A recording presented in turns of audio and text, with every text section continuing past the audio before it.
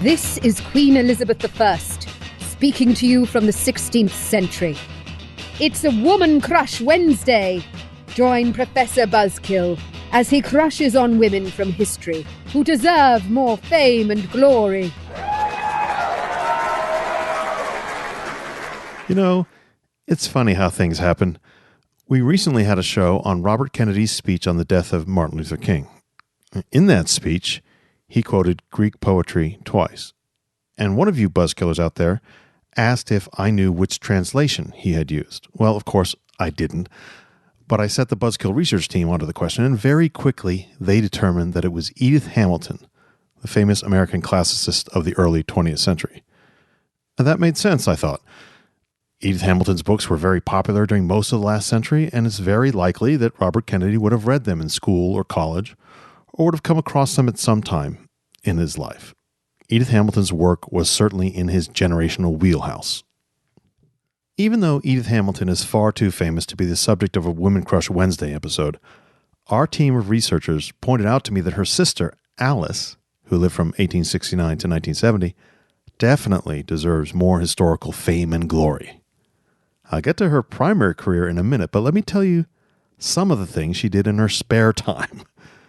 Those included campaigning for women's rights, campaigning for social reforms and civil liberties across the United States, campaigning for peace in Europe, working after World War I to help bring humanitarian relief to destroyed parts of Europe, serving as the only woman on the League of Nations Health Committee, and writing important newspaper articles such as The Youth Who Are Hitler's Strength in the New York Times in October 1933.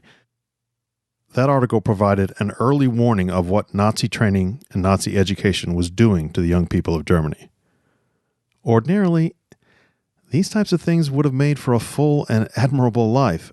As I said, though, they were secondary to her main career as a doctor, a medical researcher, and one of the leading experts in occupational health and the effects of toxic materials on industrial workers.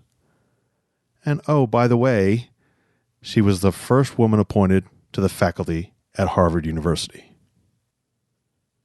Born in New York and raised in Fort Wayne, Indiana, Alice Hamilton came from a largish, privileged family. Her siblings became noted educators and scholars, and Alice herself headed straight for science and medicine, earning her medical degree at the University of Michigan Medical School in 1893.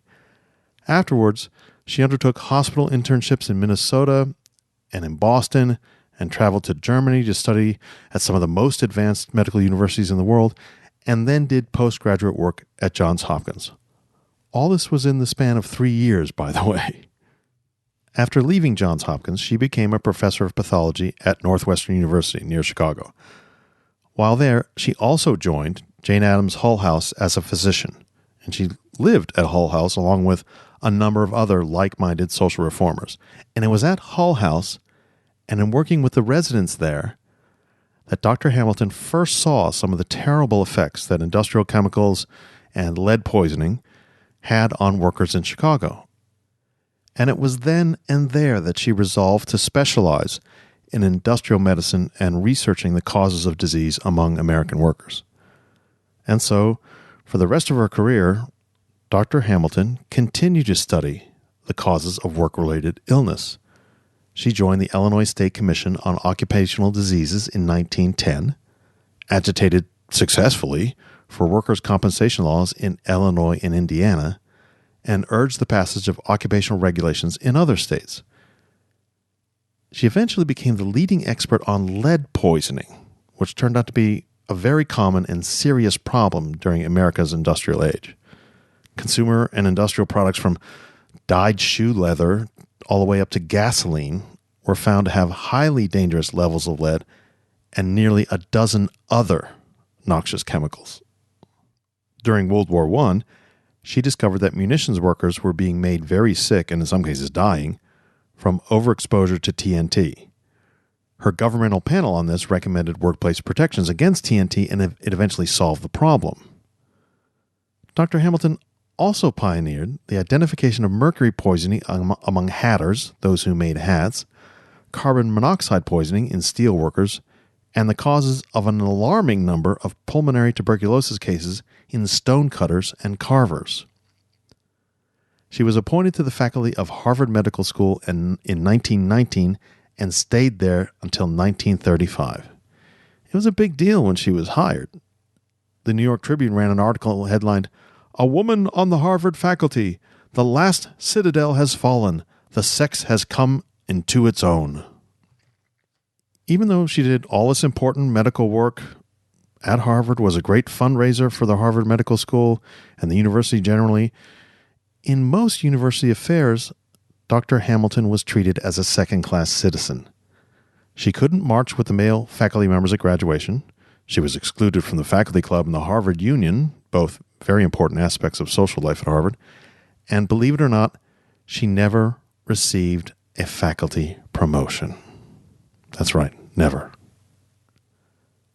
After retiring from Harvard in 1935, Dr. Hamilton worked for the U.S. Division on Labor Standards, and despite all of her important work and discoveries, much of it for the U.S. government and the U.S. military, federal action on worker safety lagged behind that of many U.S. states. In December 1970, Congress passed the Occupational Safety and Health Act. But Dr. Alice Hamilton didn't live to see that.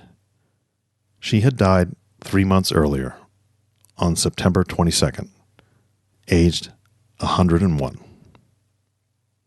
Talk to you next week.